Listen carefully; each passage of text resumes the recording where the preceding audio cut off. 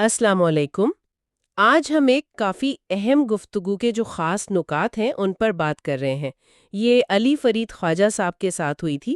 آپ جانتے ہیں کے ٹریڈ کے بانی ہیں، آکسفورڈ سے پڑھے ہوئے۔ جی بالکل، اور اس بات چیت میں کئی چیزیں زیر بحث آئیں، جیسے پاکستان کا بجٹ، معیشت، پھر یہ سرمایہ کاری کے رجحانات، خاص طور پہ سٹاکس اور کرپٹو، اور ایک مجموعی قومی سوچ کیا چل رہی ہے۔ ہاں، تو ہمارا مقصد یہی ہے کہ اس گفتگو سے جو اہم ترین باتیں ہیں وہ نکالی جائیں اور ان پر غور کیا جائے۔ بالکل۔ تو چلیں شروع کرتے ہیں پاکستان کے معاشی منظرنامے سے۔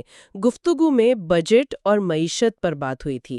IMF پروگرام کے اہداف تو وہی پرانے تھے، ٹیکس بڑھانا، خرچے کم کرنا۔ جی، کوئی نئی چیز نہیں تھی اس میں۔ ہاں، تو اس پر تھوڑی مایوسی بھی تھی کہ کوئی نئی سوچ نہیں آئی، لیکن شاید توقعات بھی کم تھیں، تو ڈیفالٹ سے بچ جانا وہ بھی ایک غنیمت سمجھا گیا۔ دیکھیں، ڈیفالٹ سے بچنا بذات خود ایک بہت بہت بڑی کامیابی تھی۔ اگر وہ IMF پروگرام نہ ہوتا تو ہمیں پیٹرول کی، دوسری چیزوں کی شدید قلت کا سامنا ہو سکتا تھا۔ صحیح۔ اور اس استحکام کا ایک آپ کہہ سکتے ہیں بڑا فائدہ یہ ہوا کہ مہنگائی جو 30% سے بھی اوپر چلی گئی تھی وہ اب قابو میں آ رہی ہے، سنگل ہندسے کی طرف جا رہی ہے۔ جی اور اسی وجہ سے پہ شرح سود میں کمی لانا بھی ممکن ہوا۔ جی تو ٹھیک ہے، عام آدمی کو شاید روزمرہ زندگی میں فوری اتنا فرق محسوس نہ ہو رہا ہو، لیکن یہ معاشی استحکام جو ہے یہ آگے کی بہتری کے لیے ایک بنیاد فراہم کرتا ہے۔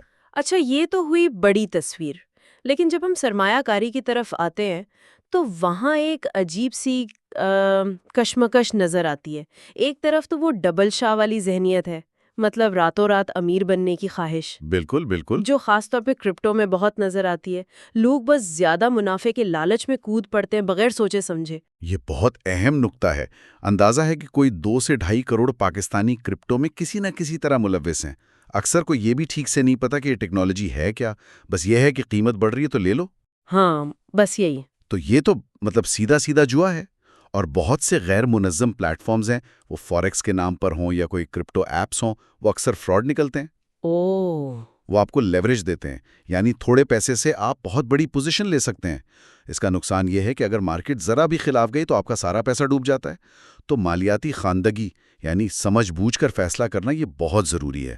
جوئے اور سرمایہ کاری میں فرق سمجھنا ہوگا۔ اور دوسری طرف اسی ملک میں سٹاک مارکیٹ ہے جہاں صرف میرا خیال ہے 4 لاکھ کے قریب سرمایہ کار ہیں۔ جی، صرف 4 لاکھ؟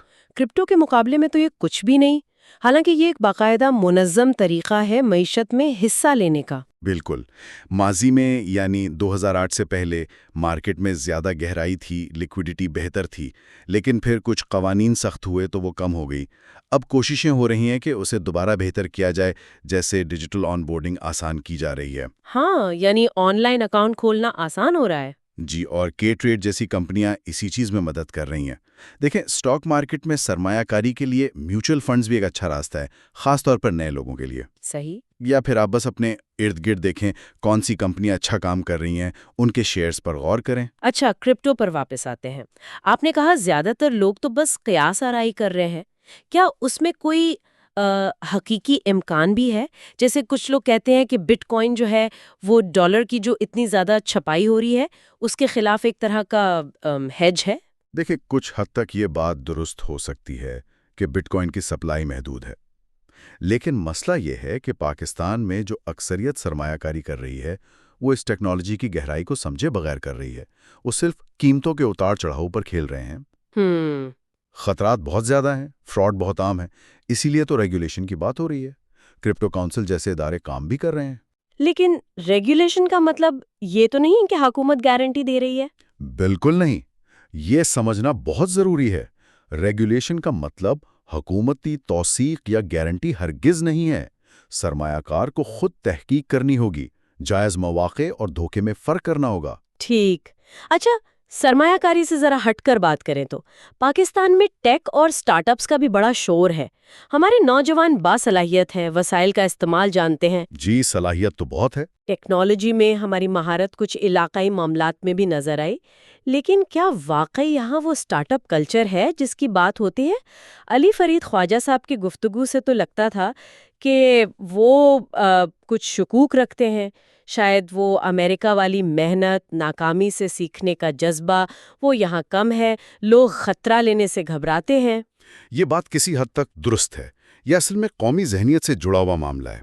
دیکھیے، دنیا بھر میں AI ہے، توانائی ہے، صحت ہے، ان شعبوں میں بڑی تیزی سے کام ہو رہا ہے۔ پاکستان میں بھی ان میں بہت پوٹینشل ہے۔ جی بالکل۔